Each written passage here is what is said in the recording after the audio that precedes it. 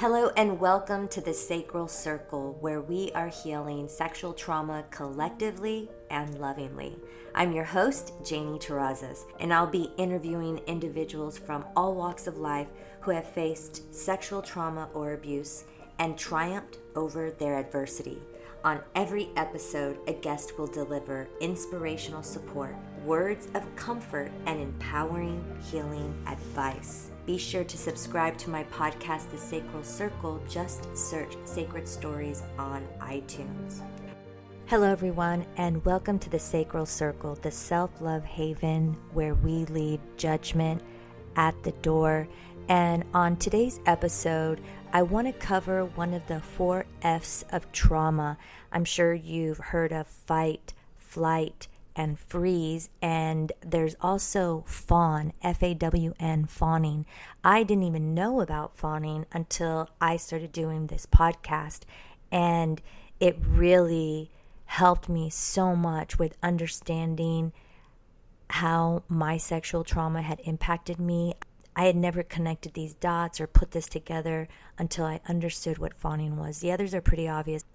Fawning is when you make another person's desires, needs, you put theirs before yours.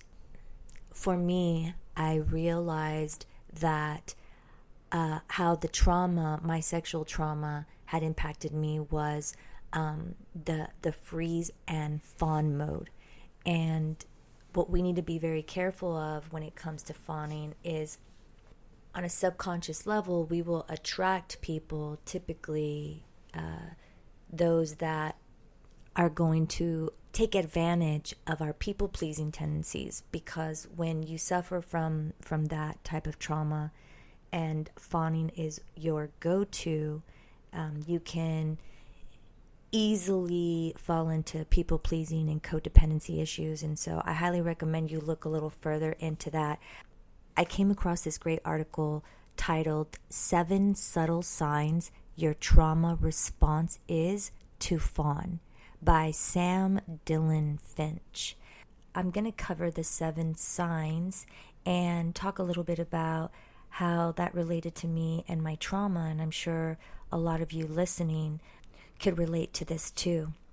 And in a nutshell, really, fawning is the use of people-pleasing to diffuse conflict, feel more secure in relationships, and earn the approval of others. It's a maladaptive way of creating safety in our connections with others by essentially mirroring the imagined expectations and desires of other people. And I suffered from a variety of sexual assaults because I had never really dealt with my childhood trauma, which I had experienced between the ages of 4 and 11. I'm going to cover these signs, and these are things that I had no idea was tied to my trauma, and because of these things, I was attracting relationships that were going to help me play out this feeling of not good enough and shame. I was playing out my shame as well. So I'll go ahead and get into the 7 subtle signs. 1 is you struggle to feel seen by others. If you're a fawn type, you're likely very focused on showing up in a way that makes those around you feel comfortable, and in more toxic relationships to avoid conflict. But the downside to this is that you're not necessarily being your most authentic self, because the more you fawn and appease others, the more likely you are to feel unknown to others, even in your close relationships. If no one sees your authentic self, it can lead to feelings of being misunderstood and even resenting the fact that no one really, quote unquote, sees you. The painful irony is that oftentimes you're the one obscuring their ability to see you in the first place. So the word that really stood out there for me is misunderstood. I feel a lot of anxiety, or I felt, because I've worked through a lot of this, whenever I was misunderstood. In those moments, you are feeling the disconnect from a person, and I'm always trying to reestablish that connection, especially with someone that I'm in a relationship with. As a mindfulness coach, one of my main missions is to help people get back to their authentic self. First, identify that individual, and a lot of times we have to strip through layers which come with trauma sometimes, in order for us to get to the seat of who we are. And as someone who has had to deal with the healing of these symptoms of a fawner, a lot of it is about taking back autonomy of yourself and really taking back ownership of your body. Like for me, I really, really had bought into this idea that I was an object, and that what I needed, I knew what I needed and felt comfortable voicing that to people, but oftentimes they wouldn't be able to provide what it was I needed to feel safe in partnership. And I would continue to bend over backwards and do whatever I could, to the point of sacrificing my own needs and desires, making their desires mine, particularly when it came to the concept of porn and toying with the idea of threesomes. I thought that that somehow was gonna garner, more love and respect and connection, and it actually did the complete opposite. I'm going to move on to the next one. You don't know how to say no to people. Oh, this one is a big one, and this is why it ties into this people-pleasing that we end up falling into. Fawn types are almost always stretched thin. This is because we are so eager to make others happy. We blurt out, of course, and yes, before it even occurs to us to say, I can't right now, or no thanks. A catchphrase might even be something like, oh no, it's no trouble at all, really. Meanwhile, you're silently dreading the mountain of favors you signed up for, a list that only seems to get longer as the day wears on. You've got a love-hate relationship with being helpful, and no matter how many times you try to break up with the word yes, saying no just doesn't come naturally to you. Now, not being able to say no will show up in partnerships in a lot of ways, because you're so afraid to disappoint someone, but that can also bleed over into friendships, or even with certain family members. So even something as simple as a friend wanting to get together for lunch, but having a super busy kind of packed day, and still trying to manage to make it happen, just so that, you don't let them down. Little things like that. And that was an eye-opener for me. I also realized that it was the combination of freeze and fawn that in moments when I was maybe with some guy and we're making out, and there was this pressure to go further than I really wanted to go. And looking back, I realized there was a lot of moments that if my voice hadn't frozen up the way it did, and I was able to just really say no with conviction and not feel that overwhelming sense of guilt that I needed to just do what they wanted because I didn't want them. I didn't want to disappoint them. I did not know that my trauma was impacting me in this way later as an adult. The next one is you're either spewing emotions out of nowhere or unloading them onto distant strangers. Oh my God. After my split with my ex, this was around the time when all of my trauma from my adoption as well as my sex trauma had really become very clear to me. And so I started doing, that work. But I found myself sometimes completely having diarrhea of the mouth and unloading on people about some of the experiences I had. Not necessarily about my actual trauma, but after the split, the anxiety that I felt was so overwhelming, and it resulted in me sharing what had happened to me in my relationship, and I didn't even realize that was one of the symptoms, So I'm going to continue reading from this article here. Next one, you feel guilty when you're angry at other people. So you might make a lot of excuses for lousy behavior of other people, defaulting to self-blame. You might get angry only to feel like an actual monster for having feelings at all 5 minutes later. You might even feel like you're not allowed to be upset with other people. If you struggle to get mad at people, opting instead to blame yourself or justify someone's cruddy behavior, you're actually fawning because you're pushing your feelings down and rewriting the story, all in an effort to appease the other person involved. We don't like being angry, and we usually will forgive or let them know that, we're over it, when maybe we haven't really fully processed the pain of what just took place. I did that a lot, and it's no bueno. You end up building a lot of resentment that actually you don't even look at it that way, but that is what's happening, and you'll end up projecting that at some point, either on your partner or in other ways on other people. Here's another one. You feel responsible for other people's reactions.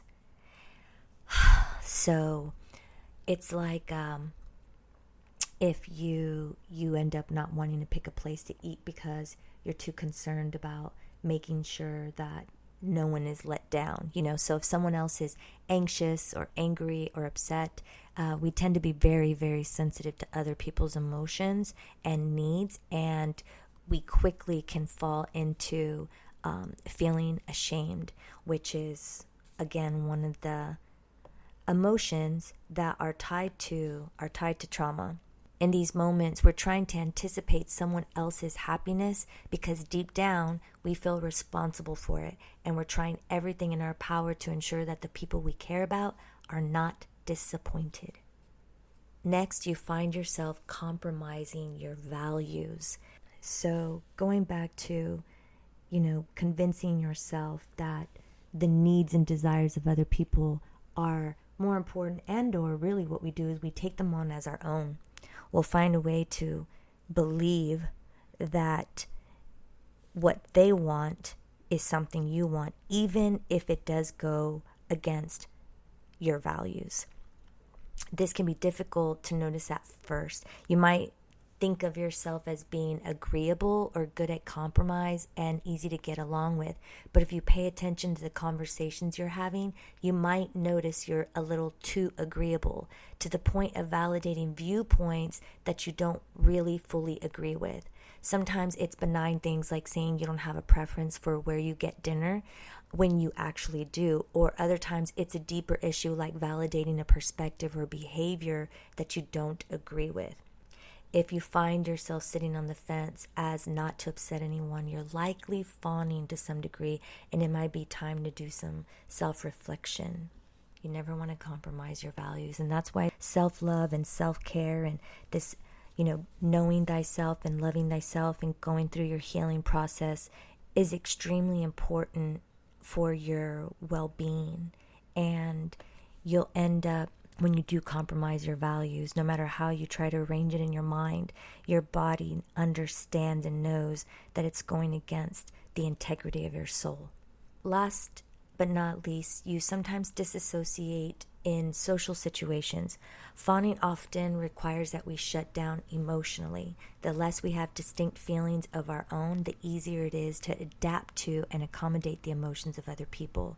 Sometimes this can lead to dissociating, where we disconnect emotionally. This can show up as daydreaming, spacing out, withdrawing, or even going blank when we're overwhelmed in social situations.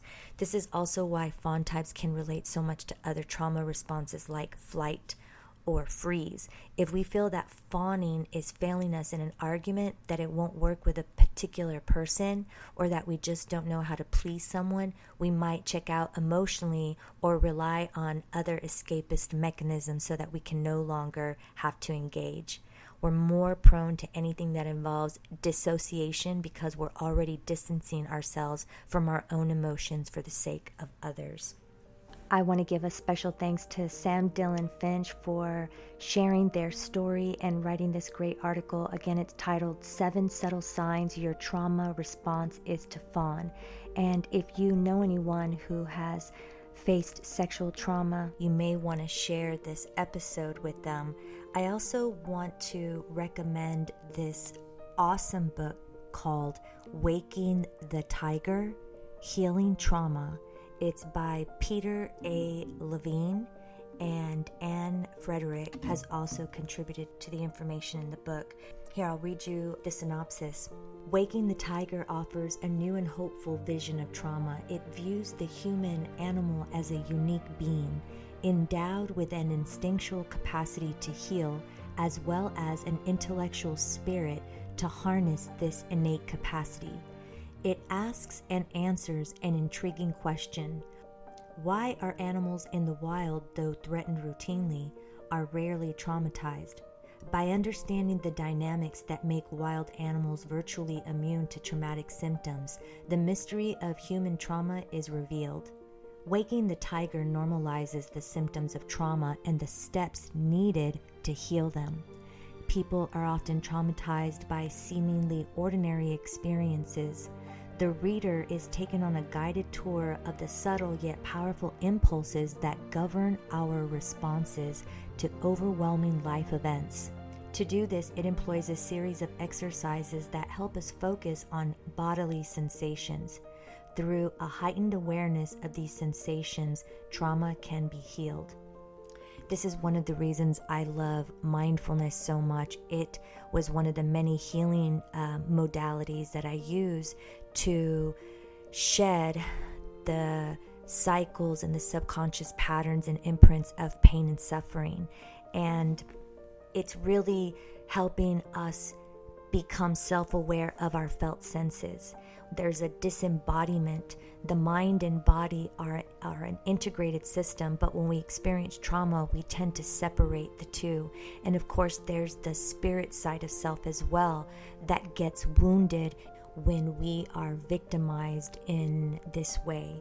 So if you are already on your journey of healing, or maybe you are just at the beginning stages of addressing some things that have happened to you, understand that in order to truly rise above it and go from a survivor to a thriver, one must address how sex trauma or physical abuse has impacted you mentally, emotionally, physically, and spiritually.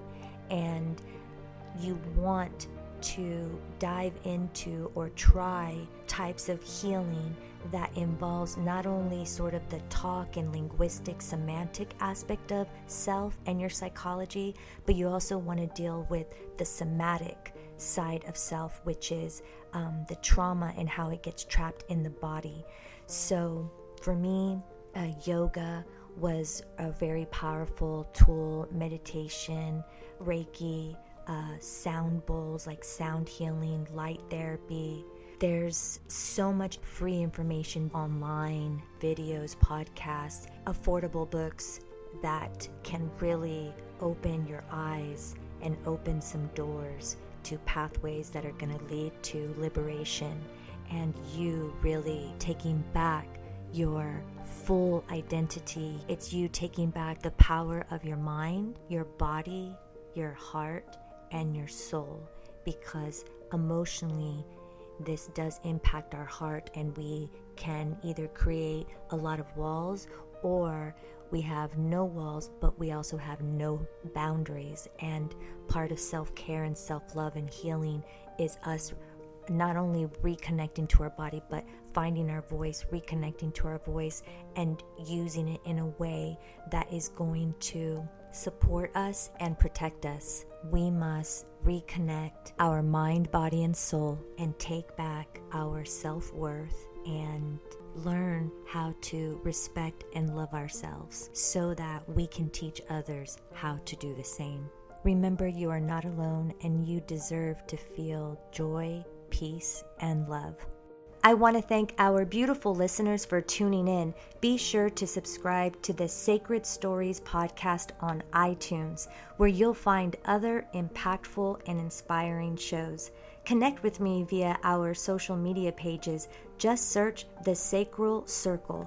Your shares and likes are greatly appreciated because they help spread the love. As we say goodbye, always remember to know your worth and continue to love and value yourself wholeheartedly. Peace be with you.